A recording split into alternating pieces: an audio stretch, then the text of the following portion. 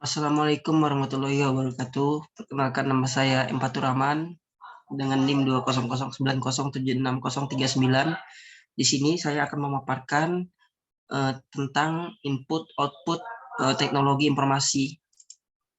Saya berikan satu contoh teknologi input dan output. Untuk contoh inputannya kita contohkan ini ada joystick. Untuk outputannya kita masukkan headset atau earphone atau juga bisa dibilang headphone.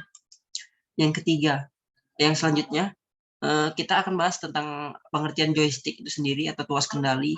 Bagaimana sih orang bisa menemukannya? Nah, joystick itu adalah alat masukan atau input device komputer yang berwujud tuas yang dapat bergerak ke 4 arah, kiri, kanan, dan maju mundur. Biasanya digunakan untuk permainan komputer, aplikasi dan setia berbentuk mulai dari bentuk joystick pesawat terbang, setir mobil, dan gamepad.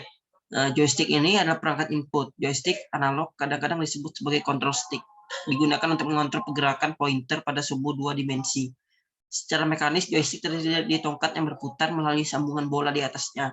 Untuk melacak posisi stick, magnet dipasang di bagian bawah bola agar bola dan magnet bergerak sebagai satu kesatuan saat stick digerakkan. Sebuah sensor posisi magnetik harus ditempatkan di bawah magnet pada jarak yang sesuai, dilambangkan sebagai celah udara. Tindakan pada tongkat joystick akan mempengaruhi medan magnet yang dirasakan oleh sensor. Dalam catatan aplikasi ini, magnetisasi magnet adalah aksial dan mengarah ke bawah, kutub selatan dan ke atas, kutub utara ke bawah. Joystick memiliki 2 potensiometer untuk membaca input pengguna. Satu potensiometer digunakan untuk mendapatkan tegangan keluaran analog untuk pergerakan arah X, dan potensiometer lainnya digunakan untuk mendapatkan tegangan keluaran analog untuk pergerakan arah Y. Potensiometer terhubung antara VCC dan ground. Mereka hanya berperilaku sebagai jaringan pembagi tegangan. Joystick ini memiliki satu pemegang freewheeling. Menurut gerakan pemegang, knob potensiometer mengubah posisi dan resistansi potensiometer. Nah, untuk sejarah joystick ini sendiri itu ditemukan pada kasus penerbangan di mana pada awal abad ke-20 robot Arnaud Pelterie diakui juga oleh beberapa pilot lain seperti Robert Loren, Henry James Lois, dan George I. Memasukkan nama joystick dalam buku hariannya pada tahun 1909 ketika pergi ke Pau untuk belajar terbang ke sekolah beliau. Tuas kendali listrik pertama dengan 2 sumu diciptakan sekitar tahun 1944 di Jerman. Perangkat ini dikembangkan untuk mengincar target luncur bom Henschel. Pada tahun 1960, penggunaan tuas kendali menjadi tersebar luas di pesawat radio kontrol mode sistem seperti Kawik Fly yang diproduksi oleh Philcraft.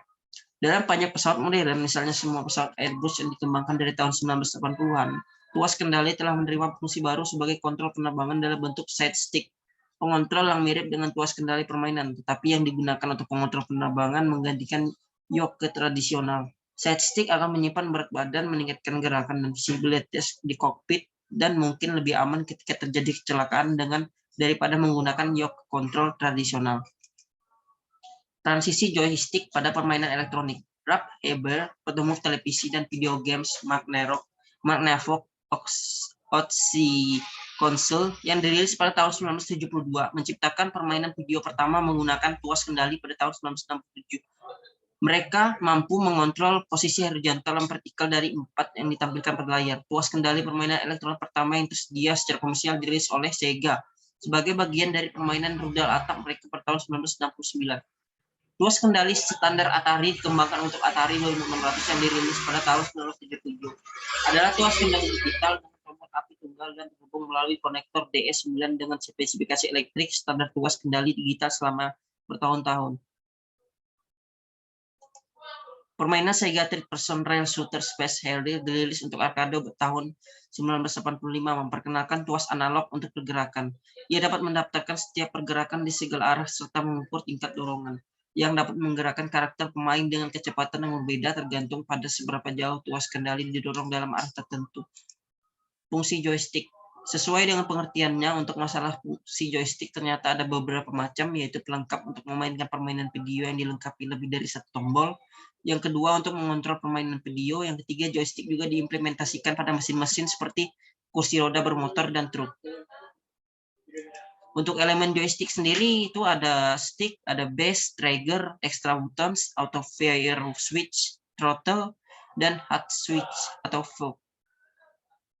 Nah, untuk jenis joystick sendiri ada joystick Logitech Rumble, joystick Logitech Extreme 3D yang bisa digunakan pada pesawat ya, joystick Logitech Racing Wheel pada kendaraan mobil.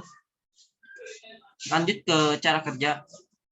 Untuk cara kerja, pertama joystick elemen, satu stick, base, trigger, extra buttons, auto fire switch, throttle, head switch, button. Joystick merupakan piranti penuding tak langsung. Pada joystick biasanya terdapat tombol yang dapat dipilih dan atau diasosiasikan dengan papan ketik. Pada saat yang bersamaan dengan joystick mengirim ID, microcontroller juga mengirim data untuk meminta data dari joystick. Saat data 0x42 diterima, maka joystick akan membalas dengan mengirim data 0x52 sebagai pemberitahuan bahwa data akan segera dikirim. Setelah itu, joystick mengirim data 6x8 bit yang berisi informasi tombol mana saja yang akan ditekan. Semua tombol adalah aktif low. Ketangguhan joystick terhadap variasi. Celah udara diatasi dari pertimbangan kendala dan perilaku. Posisi sensor sepenuhnya ditentukan. Sekarang, kedua teknik pelacakan dapat dihadapkan pada ketahanan terhadap variasi karena pemasangan presisi dan pemasangan mekanis. Karena keterbatasan fisik, elemen penginderaan sensor posisi multisumbu tidak dapat merasakan komponen medan magnet di lokasi yang sama persis. Parameter berikut drip telah dipertimbangkan. Sensor dipindahkan sehubungan dengan sumbu tongkat. Magnet dipindahkan terhadap sumbu tongkat. Celah udara lebih kecil atau lebih besar sehubungan dengan nilai referensinya. Dari plot-plot ini beberapa pengamatan dapat dilakukan. Sudut kemiringan yang besar akan selalu memperburuk kesalahan karena perpindahan sensor. Pelacakan rasio lebih kuat untuk variasi celah udara. Pelacakan langsung lebih kuat untuk perpindahan di dalam pesawat daripada pelacakan rasio. Kita lanjut ke perangkat output, yaitu headset. Untuk deskripsi headset sendiri itu headset terhubung melalui telepon atau komputer memungkinkan pengguna untuk berbicara dan mendengarkan sambil menjaga kedua tangan tetap bebas. Mereka biasanya digunakan di pusat layanan pelanggan dan dukungan teknis di mana karyawan dapat berkomunikasi dengan pelanggan sambil mengetik informasi ke komputer. Headphone terhubung ke sumber sinyal seperti penguat radio, pemutar CD, pemutar media portable, ponsel pemain video, atau musik elektronik, baik secara langsung maupun menggunakan kabel, atau menggunakan teknologi nirkabel seperti Bluetooth, DeX, atau FM radio.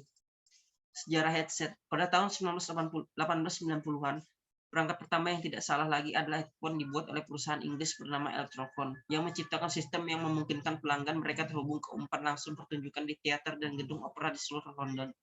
Insinyur Francis Ernest McGuire mematenkan satu set headphone in-ear pada tahun 1891.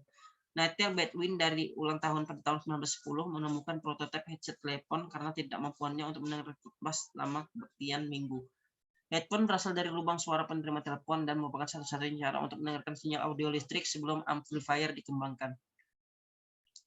Pada tahun 1958, John Checkos, seorang audiophile dan musisi jazz dari Milwaukee, memproduksi headphone stereo pertama. Untuk elemen sendiri, elemen headset itu ada pengemudi atau diafragma, yang kedua ada kabel, yang ketiga ada jack, keempat ada headband, kelima speaker, keenam headband cushions, dan ketujuh ada mikrofon. Mungkin sekian dari presentasi saya. Jika ada kekurangan, saya mohon maaf. Saya akhiri. Assalamualaikum warahmatullahi wabarakatuh.